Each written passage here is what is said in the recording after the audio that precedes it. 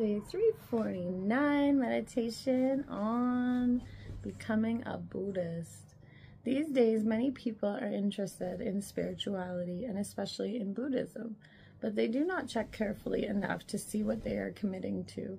You must first be certain that the path you choose is appropriate for your nature and your aspirations. Ask yourself whether you are capable of practicing it and what benefit it might bring you. Study its basic teachings. You will not be able to understand everything about Buddhism before you have committed to practicing it, but you can acquire a sound knowledge of its essential points. You should then reflect seriously on these. If, after careful examination, you decide to follow it, that is fine.